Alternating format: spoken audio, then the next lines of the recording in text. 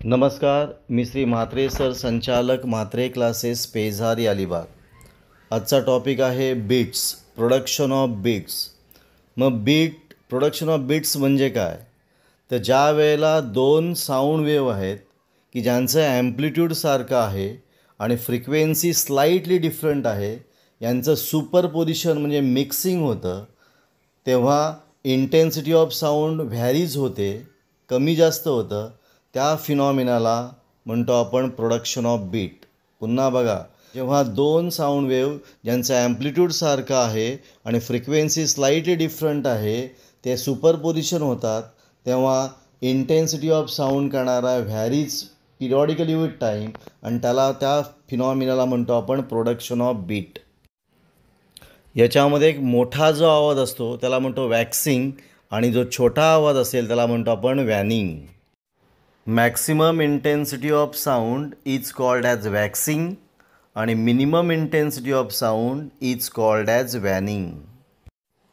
एक वॅक्सिंग आणि एक वॅनिंग मिळून एक बीट तयार होतं, म्हणजे one waxing and successive waning constitute one bit.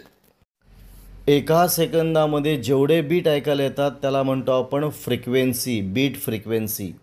Number of beat heard per second is called as beat frequency आणि दोन सक्सेसिव्ह वॅक्सिंग किंवा वॅनिंग मधल्या टाईम इंटरवलला म्हणतो आपण period of beat. The time interval between two successive waxing or waning is called as period of beat. आता आपल्याला bit फ्रिक्वेन्सीचं equation काढायचं आहे. कसलं इक्वेशन काढायचं आहे? Beat frequency. आता आपण दोन साऊंड वेव्ह घेणार आहोत ज्यांचं ॲम्प्लिट्यूड सेम आहे ए आणि फ्रिक्वेन्सी स्लाइटली डिफरंट आहे N1 आणि N2. मग दोन इक्वेशन आपल्याला मिळतात.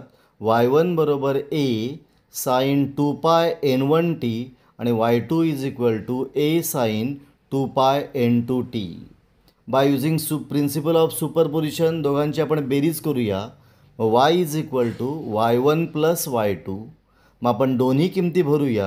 मग y is equal to a sine 2π N1t plus a sine 2π N2t. मग आता यातून आपण a कॉमन काढूया. मग a कॉमन काढल्यावर काय होईल?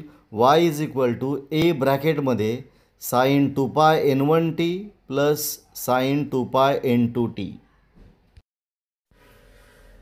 आता आपण ए कॉमन काढला, मग ब्रॅकेटमध्ये काय आलं? Sine 2π N1t plus sine 2π N2t. मग कंसामध्ये आपला साइन सी प्लस साइन डीचा रूल तयार झालेला आहे. मग आपला साइन सी प्लस साइन डीचा रूल काय आहे?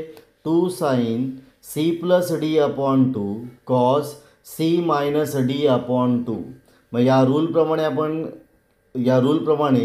मग y is equal to A. आता ब्रॅकेटमध्ये रूलप्रमाणे 2 आहे, साइन दोघांची बेरीज म्हणजे 2π N1t plus 2π N2t upon 2 cos दोघांची वजाबाकी म्हणजे 2π N1t मायनस 2π N2t अपॉन 2. आता दोघातून आपण कॉमन काढले 2πt. मग इक्वेशन काय येईल बोला? y is equal to a into 2 किती झालं? 2a साइन आपण कॉमन काढलं आहे 2πt. मग आतमध्ये कंसामध्ये राहिलं आहे N1 plus N2 upon 2 cos परत 2π आपण कॉमन काढलेत. मग राहील काय बोला? N1 minus N2 upon 2 into T. त्यातल्या N1 प्लस N2 अपॉन 2ला म्हणतो आपण N. मग ती आपण N किंमत भरूया. मग काय बोला? y is equal to 2a sine 2π Nt cos 2π ब्रॅकेटमध्ये N1 minus N2 upon 2 into T.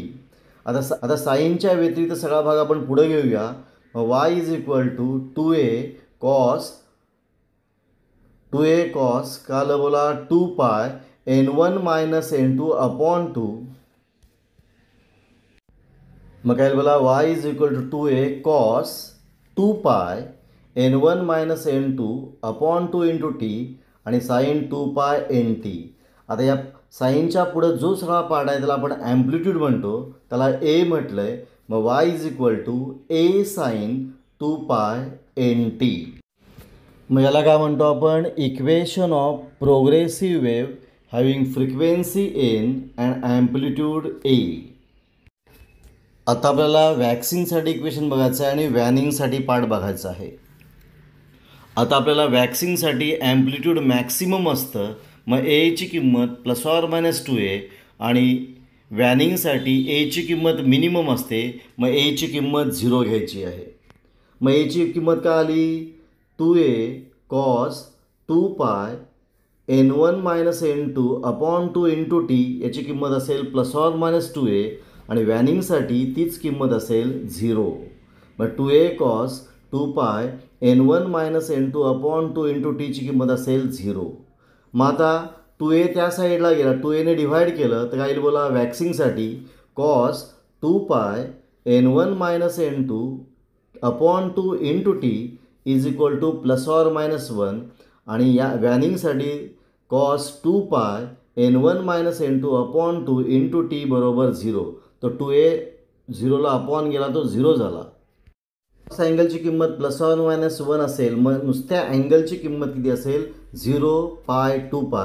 मग वॅक्सिंगसाठी इक्वेशन आलं 2π n1 - n2 upon 2 × t is equal to 0π 2π. आणि वॅनिंगसाठी कॉस अँगलची किंमत जर 0 असेल तर अँगलची किंमत म्हणजे 2π n1 - n2 अपॉन 2 × t याची किंमत असेल π/2, 3π/2, 5π/2. मग दोन्ही आपण किमती बॅलन्स केल्या. मग वॅक्सिंगमध्ये 2π n1 - n2 अपॉन 2 × t ची किंमत 0 घ्यायची आणि second 2π n1 - n2 upon 2 × t ची किंमत π घ्यायची आहे. मग वॅनिंगसाठी 2π n1 - n2 अपॉन 2 × t याची किंमत π/2 घ्यायची आहे आणि 2π n1 - n2 अपॉन 2 × t ची किंमत 3π/2 घ्यायची आहे आणि याच्यावरनं टीच्या किमती आपल्याला काढायच्या आहेत. आता वॅक्सिंगमध्ये 2π n1 - n2 t अपॉन 2 याची किंमत 0 घ्यायची आणि सेकंड किंमत त्याची π घ्यायची. 2π n1 - n2 t अपॉन 2 ची किंमत π घ्यायची. मग पहिल्यामध्ये सगळा पार्ट टी सोडून बाकी सगळा पार्ट 0ला अपॉन जाईल, तो 0 येईल. मग पहिली किंमत आली टी बरोबर 0 आणि सेकंड पार्टमध्ये π कॅन्सल होईल, 2 कॅन्सल होईल. मग टीची किंमत आली 1 / n1 - n2. आता वॅनिंगसाठी सेकंड पार्टमध्ये इकडं 2π n1 - n2 अपॉन 2 × t याची किंमत π/2 घ्यायची आणि 2π n1 - n2 t अपॉन 2 ची किंमत 3π/2 घ्यायची. मग पहिल्या केसमध्ये π कॅन्सल होतील, 2 कॅन्सल होईल. मग टीची किंमत आली 1/2 n1 - n2 आणि सेकंड पार्टसाठी π कॅन्सल, 2 कॅन्सल. मग टीची किंमत आली 3/2 n1 - n2. आता दोघांचं आपण सबस्ट्रॅक्शन करूया. मग 1 / n1 - n2 -0. मग ती किंमत आली 1 / n1 - n2. याला म्हणतो टाईम इंटरवल.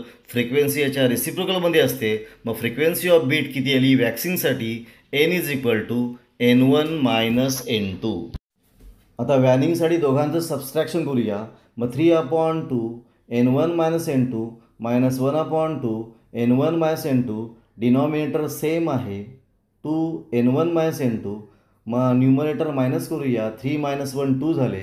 मग उत्तर आलं 2/2 n1 - n2. त्याचं उत्तर आलं 2 कॅन्सल. मग 1 / n1 - n2. याला म्हणतो टाईम इंटरवल फॉर वॅनिंग. मग फ्रिक्वेन्सी त्याच्या रेसिप्रोकलमध्ये असते. मग फ्रिक्वेन्सी ऑफ बीट किती आली n1 - n2. मग दोघांची बीटची फ्रिक्वेन्सी सेम आलेली आहे n1 - n2. दोन्ही केसमध्ये ती सेम आलेली आहे बीट फ्रिक्वेन्सी n1 - n2. आपण इथं थांबूया. तुम्हाला हा व्हिडिओ कसा वाटला, चांगला वाटला असेल, आवडला असेल तर शेअर करा, सबस्क्राईब करा. जास्तीत जास्त लोकांपर्यंत हा व्हिडिओ पोचला पाहिजे. आपण इथं थांबू. पुन्हा आपण भेटू नवीन व्हिडिओ घेऊन.